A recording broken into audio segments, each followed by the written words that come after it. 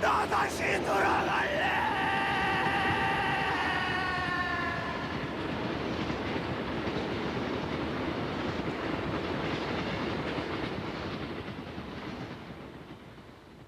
네, 반갑습니다. 신인철입니다. 다시 한번 인사드리겠습니다. 그 영화 연장면이죠. 우리 박하사탕이라는 영화에서 설경구 씨가 이제 나 다시 돌아갈래 그러는데 누구에게나 돌아가고 싶은 그 순간은 있습니다. 그죠? 저는 근데 오늘 말씀드릴 건 제가 그 돌아가고 싶은 그 기다려지는 그 순간을 말씀드릴 게 아니라 가고 싶지 않은 순간을 말씀드릴 것 같습니다. 제 전공이 한문학과입니다. 이게 한문학과가 대한민국의 굉장히 희귀한 학과 중에 하나인데 저 있을 당시에는 대한민국에 7개 학교만 한문학과가 있었습니다.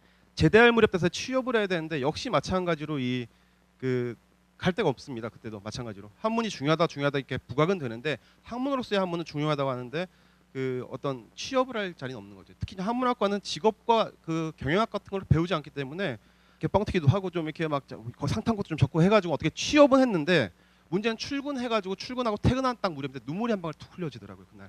그 이유가 출근해서 8시간 딱 앉아있다가 퇴근을 딱 하는데 진짜로 사람들이 제 주변의 선배나 동료 회사원들이 무슨 얘기를 하는데 한마디도 못 알아듣는 겁니다. 이게 뭐 전략적 결정부터 해서 뭐 미팅 컨퍼런스 뭐 쫙 얘기하는데 한국말로 무슨 말인지는 알겠지만은 이게 회사 내에서 어떻게 쓰이는 거고 어떻게 돌아가는지 모르겠더라고요. 그러니까 제가 그날 근무하면서 유일하게 알았던 회사 내 용어 2개가 결제랑 회식이었습니다. 그러니까 퇴근하고 집에 오는데 암담하더라고요. 여기서 내가 지금 이 한문학을 전공한 사람이 경영학 전공한 경제학 전공한 사람들이랑 승부를 겨룰 수가 없다는 한 100점 100패 지고 그럼 직장 내에서도 인정받지 못할 것이고 내 운명 뻔하다. 만년 과장이나 대리 달고서는 맨날 제 집에 가라 그 소리 들으면서 이제 공포에 떨 것이다. 그래서 안 되겠다. 그래서 제가 그때나 지금이나 무모한 짓을 잘하는데 MBA를 가겠다 그래서 MBA 그 홈페이지 들어가지고 외국엔 유명한 그때도 꿈이 컸습니다. 그래서 탑 20 안에 들었는데 아니면 안 간다 그래가지고 딱 20 딱 꼽은 다음에 그쪽 그 입학 사정관들이나 그 홈페이지 마스터한테 메일을 다 보냈습니다. 그래서 내가 직장 경험이 오늘 딱 하루다. 근데 군대를 장교로 갔다 왔는데 혹시 이걸 경력으로 쳐줄 수 있느냐 했는데 그 미국 같은 경우에는 그 군대 특히 장교 오피서로 갔다 오면 굉장히 대우를 해줍니다. 2년하고도 지금 중대사관이 왔는데 3년 3개월을 군생활을 했는데 이 경력을 다 쳐줘서 너를 받아줄 수 있다. 공부해서 성적만 내라. 그래서 그때 이제 그날부터 한 일주일 사이에 그런 메일들을 받은 다음에 그때부터 공부를 하기 시작하는데 지금도 제가 이 노트는 잊어먹었지만 이 찍어놓은 사진을 지금도 제가 나태해질 때쯤 한 번씩 보는 사진인데 그때 당시에 제가 공부를 했던 그 노트입니다. 노트 앞장에 제 시간표인데 이 밑에서부터 보시면 무슨 일이 있어도 9시 반까지는 회사에서 퇴근을 해서 오고 회식을 하건 뭐하건 10시에 오자마자 딱 잠을 잡니다. 그죠? 그래서 1시에 딱 일어납니다. 잠을 1시에 맞춰서 1시부터 4시까지인데 월수금은 토플 공부해야겠죠. 그죠? 그래서 토플 공부하고 그다음에 화목토는 이제 GMAT을 그 경영대학원을 가기 위한 그 시험권 GMAT을 공부합니다. 그다음 4시부터 4시 반까지 오답 노트를 작성하죠. 이제 토플이나 그 기출 문제 풀어가지고 틀린 거 오답 작성하고 4시 반부터 5시까지 씻고 출근 준비를 해야 됩니다. 그래서 왜 이렇게 해야 되냐면 5시 21분에 제가 그때 옛날에 서울의 동쪽편에 있는 구의역 근처에 살았었는데 5시 21분 차를 타야지 강남역 가는 차가 있었습니다. 2호선. 그래서 5시 21분 타고 지하철 탑승하면서 CNN 뉴스를 청취하는데 지금처럼 MP3 쓸 때가 아니지 않습니까? 그죠? 이게 지금 2002년도 초반 때 계획이니까 그리고 찍찍이라 그래가지고 이렇게 테이프 왔다 갔다 반복하는 게 있었습니다. 이만한 그 손바닥 2개만한 거. 그거 들으면서 CNN 청취를 하고 6시부터 6시 반까지는 단어장을 복습. 이제 학원에 도착해서죠 이제. 그래서 그때 강남역에 뭐가 있었냐면 지금도 있는데 이익훈 어학원이 있었습니다. 강남역 저 뒤편으로 보면은 그때 이제 이익훈 씨가 살아계실 때였어요 그때.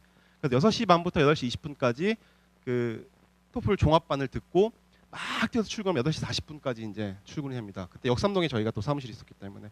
그래서 출근해가지고는 오전 일과하고 오후 되면은 샌드위치 같은 거 하나 먹으면서 그 한국 사람이 영어 쓰는 애들이랑 승부를 겨뤄가지고 이길 수 있는 분야가 GMAT에서 매스입니다. 그 수학 문제를 만점을 거의 못 받으면은 탑 20는 못 간다고 거의 그때는 생각했었거든요. 왜냐하면 버벌이나 이런 게 워낙 그 영어가 저게 따로 떨어지니까.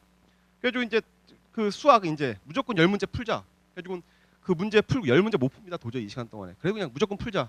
10개가 되든 5개가 되든 되더라도 10문제씩 무조건 이렇게 다운받아가지고는 이렇게 1년 반을 공부를 딱 하니까 두 가지가 이제 저에게 남는데요.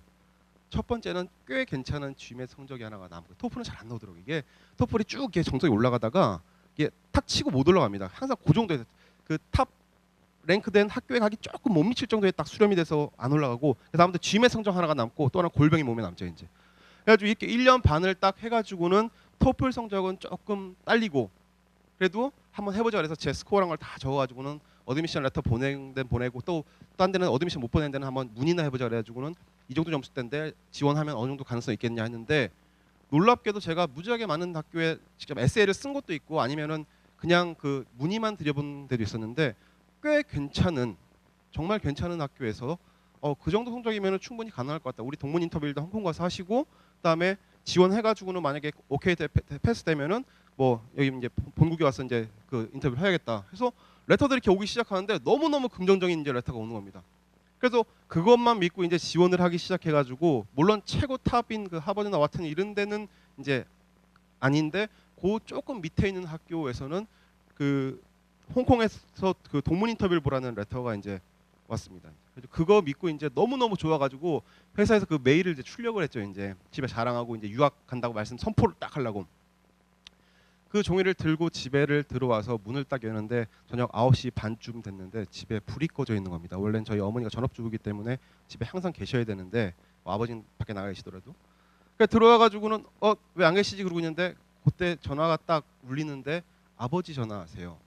근데 아버지 말씀이 인철아 너 지금 아무 그 신경 쓰지 말고 일단은 어디로 와라. 근데 절대 괜찮으니까 와라. 절대 괜찮으니까 말이 웃기잖아요, 그죠? 나 퇴근한 사람한테 절대 괜찮으니까 오라는데 오라는 곳이 강북 삼성병원으로 오라 그러더라고요. 그래서 강북 삼성병원을 가서 딱 보니까 중환자실에 내가 아는 사람이 누워 있는데 저희 어머니가 누워 계시고 딱 그날입니다. 정확히 같은 날이기 때문에 지금도 기억합니다. 근데 그때 무슨 일이 있었냐면 저희 어머니가 원래 굉장히 건강 체질이세요. 저희 어머니가 롯데월드 수영장 회원이셨는데 저병으로 50m를 하시는 분이에요. 생각해보세요. 50대 아줌마가 저병으로 50m를 가는 생각해보세요. 이거 무시무시합니다. 보는 사람은요. 근데 이렇게 건강하신 분이었는데 잠실 수영장 갔다 오시면서 잠실역에서 좀 어지럽네 그러고 벤치를 짚다가 잘못 짚고 훅 주저앉았는데 그 상태로 이제 이 뇌혈관이 우리말로 뇌출혈이라고 하는 거예요. 뇌혈관이 터졌는데 그때 그 혹시 집에 연로하신 부모님들 계시면은 아시면 좋을 상식이 3시간 이내에만 피를 터뜨리든지 조치를 하든지 해가지고 3시간 이내에만 조치가 되면은 회복이 됩니다 이게.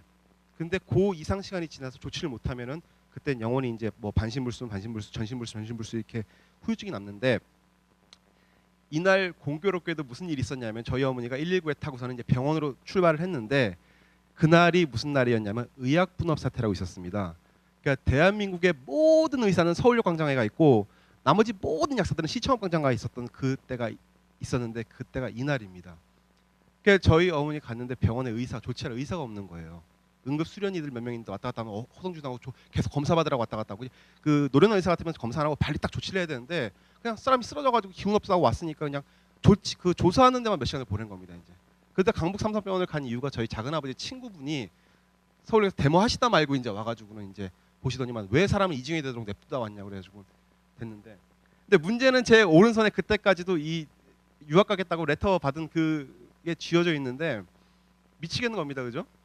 그래가지고 그 상태에서 바로 전화 걸어가지고 휴가를 내고 3일 동안 어머니 수발을 한 다음에 어머니가 정신을 차리셨어요. 근데 몸에 반은 지금도 못 쓰십니다. 반신불수가 되셔가지고 그래가지고 이제 앉아 계시면서 경희대병원으로 이제 옮기자 그래서 그 짐 싸고 있으면서 여기 태어나실 준비하고 하는데 그 상태에서 제가 그 레터를 다시 꼬깃꼬깃 펴가지고는 엄마 나 근데 유학 좀 가도 돼? 딱 그런데 저희 어머니가 굉장히 위대하신 분인 게 절대 저 어릴 때부터 어떤 일에도 안 된다는 말씀 하신 적이 없어요. 그래 해봐라. 이게 계획이 있으면 해봐야지. 그날도 해봐라 그러시는데 문제는 해봐라 그러시면서 마음이 약해지니까 몸이 아프시니까 저 딱 나가려는데 뒤통수에다 틀리랑 말랑한 목소리로 근데 너 없으면 내가 어떻게 사나 하면서 눈물을 딱 흘리시는데 제가 좀 독했으면 그때 아마 유학에 갔을 거예요. 근데 지금이나 그때는 독하지 못하기 때문에 그 상태에서 그 메일 딱 찢어버리고 이제 안 가. 그리고는 그냥 유학을 포기합니다. 그리고 갔던 곳이 이곳입니다. 가서 소주랑 맥주를 사가지고 그러니까 여기 안 가도 돼요 굳이. 이거 거기 강북 삼성병원에서 여기가 얼마나 옵니까 그죠? 근데 이 드라마의 고정관념이 굉장히 무서운 게 내가 무지하게 열이 받고 지금 계획이 틀어졌긴 하는데 인생의 계획이 틀어졌는데 뭔가 해야겠다 싶으니까 소주랑 맥주를 사갖고 이제 여기 택시 타고 이제 여기를 갔습니다 이제. 그런데 지금도 제가 우리 후배들한테 얘기하는데 정말로 자기 인생에 대해서 욕심 갖고 정말 열심히 산 사람은 자기 몸이나 자기 시간 함부로 못 굴립니다. 이날 가가지고는 소주를 딱 멋있게 따가지고는 막 소금 막 그 대사 있지 않습니까? 왜 인생은 뭐 세상은 왜 나한테만 뭐 신은 있는 거야 없는 거야 막 별의별 막 멋있는 말 지 혼자 막 궁리하면서 소주 한 잔을 딱 따가지고는 입에 딱 넣는데 순간적으로 입에서 거품 나면서 팍 이렇게 확 쏠리면서 못 먹겠더라고요. 사람이 어떤 심리적 마음 때문에 다른 어떤 거를 못 먹겠다는 걸 느낀 게 처음이었던 것 같은데 내 인생이 이제까지 공부하느라고 준비하면서 새벽에 한두 시간 자면서 공부했던 내 인생이 너무너무 원통하고 아쉬워서 절대로 거기서 술이 안 넘어가더라고요. 지금도 그 한강관리사무소께는 죄송한데 그래서 그 술을 그대로 그냥 다 강에다 던져버리고 쓰레기통에 버렸어야 되는데 그죠? 거기다 강에다 다 던져버리고서는 집으로 돌아와서 다시 또 계획을 짜는데 제가 얼마나 또 아무튼 제가 굉장히 무모한 사람입니다. 그래서 내가 MBA를 만들자까지 거 학위 없으면 어떠냐 공부할 건데 어차피 그래가지고 탑 20에 있는 MBA 학교 그 리스트를 쫙 뽑아가지고 홈페이지를 들어가서 커리큘럼이 있습니다. 그죠? 1학기에는 뭘 배우고 뭐 조사 방법론 2학기 때 뭐 시장 분석론 맞아 있는데 그거를 백지에다가 20개를 쫙 라인을 짓는 거죠. 쓴 다음에 그 과목들 중에 비슷비슷한 것들 다 묶어가지고 공통되게 배우는 것들 묶어보니까 얼추 나머지 백지 한 장에는 제가 공부해야 될 것들이 이렇게 4학기 정도의 MBA가 저만의 신인철의 MBA가 나오더라고요. 이제. 그다음에 공부를 해야 되니까 그 과정, 예를 들어 시장 분석론, 시장 분석의 가장 세계에서 전문가인 교수님 누구냐 해서 또 찾아가지고 3명씩 옆에다가 적어가지고는 도합하니까 몇십 명이 되죠. 이제 그분들께 이제 메일을 다 보냈습니다. 그래서 내가 당신 학문에 관심이 있으니까 내가 이 MBA를 만들었다. 내가 공부하고 싶으니까 당신이 텍스트를 주든지 정보를 주든지 좀 알려달라 해서 보냈는데 그때 제가 레터 보낸 분들이에요. 그 교수님도 계시고 유명 기업인도 계시고 그 굉장히 뭐 정치인도 계시고 그랬는데 이분 누군지 아시죠? 모르시나요? 대답해 주기로 짰는데 이거 이름 알려드렸는데 폴 크루그먼, 토머스 프리드먼, 그다음에 이분이 필립 코틀러 우리 마케팅의 뭐 세계적인 구루라 그러죠. 그다음에 로렌스 서머스 이분 재무부 장관 지내셨는데 하버드 대학 총장까지 지내시고 28살에 종신 교수가 되신 분입니다. 그다음에 마이클 포터 우리 전략의 아주 대가시죠. 이런 분들한테 제가 쭉 레터를 보냈는데 미국 분들 굉장히 저는 거만하고 오만하고 특히 이런 분들 정도 되면 굉장히 좀 이렇게 오만하실 줄 알았는데 너무너무 좋은 게 이런 분들 중에 상당히 많은 분들이 답메일을 주세요. 물론 뭐 이분은 땡큐라고 적어서 보내주셨는데 그러니까 제가 막 당신에 대한 관심 막 당신 학문에 대해 막 하는데 나머지 이분도 반 페이지 정도 A4지 반 페이지 물론 비서 썼는지 뭐 이분이 썼는지 모르겠어요. 근데 반 페이지 정도 당신 정말 열심히 하는 그 열정에 박수를 보낸다 뭐 이런 식으로 해서 보내고 한국의 교수님들도 몇 번 보내드렸는데 워낙 한국 교수님들이 다른 그 또 학교 업무가 바쁘시다 보니까 한 분도 답장을 안 주시더라고요. 그 당시에는 유일하게 한국 사람 중에 답장 준 분이 요분 주셨습니다. 이분 그때 정통부 장관인가 하실 때 삼성전자 사장을 물러나셨을 때인가 언젠가 기억 안 나는데 그때 메일을 드렸는데 물론 답메일은 경기지사 선거 나와가지고는 당신의 선택이 경기도를 바꿉니다라고 답메일이 왔었는데 예, 뭐 이런 메일들을 이제 받았죠. 다시 그래서 이제 앞에 보셨던 시간표대로 다시 공부를 시작을 해서 그 공부들을 한 결과가 아까 제 책으로 나온 제가 대단한 학문적 지식이 있는 거 아닙니다만 저처럼 공부하고 싶은데 그 능력이 안 되는 혹은 여건이 안 되는 분들이 혹시 도움이 될까 싶어서 제가 공부한 것들을 모아서 좀 읽기 쉬운 방식으로 지금 책들을 적어오고 있고요. 그래서 제가 아까 그 좌절했던 그 순간부터 이 자리에 서기까지 어떻게 했는지에 대해서 간단히만 설명드리겠습니다. 저의 원칙이 4가지입니다. 첫 번째 머리를 써랍니다. 머리 쓴다 그러면 나 당연히 사는 게 머리 쓰는 건데 왜 머리 쓰라 했는데 머리 쓰는 거에 대한 편견과 오해를 바꾸시라는 말씀을 드리겠습니다. 특히 여기 계신 젊은 분들께는 우리가 머리를 써라 그러면 모든 사람들이 너무너무 심하게 다 이쪽으로 치중되어 있습니다. 말랑말랑한 뇌, 창의성 있는 머리. 그래서 항상 머리를 써라 그러면은 몸 힘들지 않게 그죠? 남들 10개 할 거 1개만으로 해결하는 이런 것들을 말씀을 하시는데 우리가 왜 머리를 쓰라고 할 때 뇌를 써라 그러지 않고 두뇌를 써라 그러냐. 그죠? 뇌도 중요하지만은 그 겉을 둘러싸고 있는 딱딱한 뼈 조직 두도 중요한 겁니다. 그래서 두뇌를 써야 되는 겁니다. 제가 아까 말씀드린 머리를 쓰라는 얘기는 다시 한번 말씀드리면 두뇌를 쓰라는 말씀이시죠. 두뇌 쓰라는 말씀은 뭐냐면은 창의성 있게 계획을 세우고 전략적 판단을 하고 논리적으로 생각을 하고 늘 꾸준히 창의적인 아이디어를 내는 건 좋은데 결론적으로 그 아이디어들이 결론은 결과물을 내는 거는 머리를 들이받아야 됩니다. 그죠? 실천하지 않는 창의성은 창의성이 아닙니다. 모든 창의성은 항상 실천을 염두에 둬야 됩니다. 그러려면은 또 한 가지 염두에 두셔야 될 게 머리가 여기에만 있지 않다는 걸 반드시 명심해야 될 것 같아요. 머리는 손에 있습니다.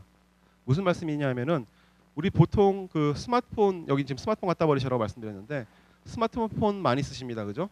그래서 그 실천하기 위한 계획 세우고 뭐 그런 거 할 때 스마트폰 있잖아. 거기다 일정 넣어놓고 뭐 하면 되지 하는데 그 놀라운 통계 조사가 있는데 스마트폰이 그 세계적으로 유행하기 시작한 그 시점 이후에 우리가 손으로 쓰는 오거나이저, 스케줄, 다이어리 얘 판매량이 줄어들었을 것 같아요. 늘어났을 것 같아요. 그죠? 제가 질문을 굉장히 교모하면서도 다 빤히 알아차게 해드렸죠. 늘어났습니다. 특히 고급 다이어리 시장은 더 훨씬 많이 늘어. 고급 다이어리 누가 쓰겠습니까? 그죠? 돈이 있고 능력 있는 사람이 쓰겠죠. 그러니까 능력 있는 사람들은 스마트폰 쓰지만은 그 다이어리 쓴다는 거죠. 그래서 계획 세울 때는 반드시 손으로 적으셔야 됩니다. 손으로 적지 않는 계획은 계획이 아닙니다. 말로 하는 계획, 머릿속에 있는 계획은 계획이 아니라는 거죠. 그거는 뇌에서만 머물고 두루 안 넘어갑니다. 그래서 두뇌를 쓰지 못하게 하는 겁니다. 예. 세 번째 스토리 가져라는데 이거는 뭐 길게 말씀드리기가 좀 그 뭐해서 그래 모든 계획은 스토리가 있어야 됩니다. 그래서 그냥 단순히 나는 대통령이 될 거야라고 하는 게 아니라 대통령이 될 수밖에 없는 이유, 그 다음에 거기에 대한 열망이 담긴 스토리가 있어야 되는 거죠. 아이고. 그리고 마지막은 제가 늘 강조하지만 바로 그 지점에 시작하라. 계획을 세워서 진행을 하다가 계획이 망가졌다 그러면은 다시 그 지점에 다시 계획 세우고 하시면 작심삼일 1년에 130분만 하면은 1년 지나갑니다. 그죠? 마지막입니다. 제 책상에는 이 사진이 항상 붙어 있습니다. 이 사진의 주인공은 1230g짜리 뇌를 지녔습니다 원래 성인 남자는 1400g의 뇌가 있어야 되는데 물론 최홍만은 한 2000g 되겠죠. 근데 이 사람은 1230g의 뇌를 지닌 아주 우리보다도 물론 뇌 무게 단위로 이렇게 머리가 좋은 건 아니겠습니까? 그렇죠? 지금 최홍만이 지금 좀 최고 잘 나가야 되는데 하지만 우리와 그다지 틀리가 없는 뇌를 가지고도 세계를 바꾸고 인류의 역사를 바꾸는 발명을 만든 사람입니다. 바로 이 사람입니다. 인간은 전 네 가지 부류가 있다고 생각합니다. 첫 번째 부류, 아무것도 안 하고 거의 노력도 하지 않는데 어마어마하게 한 것들을 이루어낸 사람들, 이걸 우리 전문 용어로 천재라 그러죠. 그죠?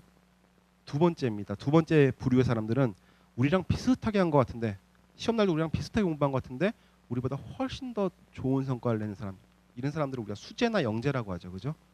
그 다음에 네 번째 부류, 세 번째 부류는 비워놓고 네 번째 부류는 아무것도 하지 않고 역시 인생도 아무것도 되지 않는 사람들, 그죠? 이 사람들을 패배자라고 합니다.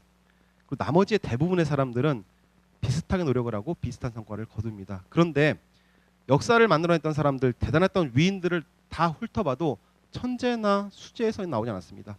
대신 우리와 똑같이 비슷하게 일하면서 비슷한 성과를 냈던 사람이 어느 계기가 돼서 그 순간에 집중을 해서 그 순간을 나의 것으로 만들어서 조금만 더 노력했을 때 그 사람은 어마어마한 성과를 냈던 거죠. 그래서 그런 것들을 인식하고 계속 노력을 하신다면 아마 이거 넘어가나요? 예.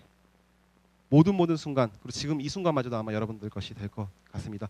정말로 감사드리고요. 여러분의 순간에 승리하시는 승리자 되시길 바랍니다. 감사합니다.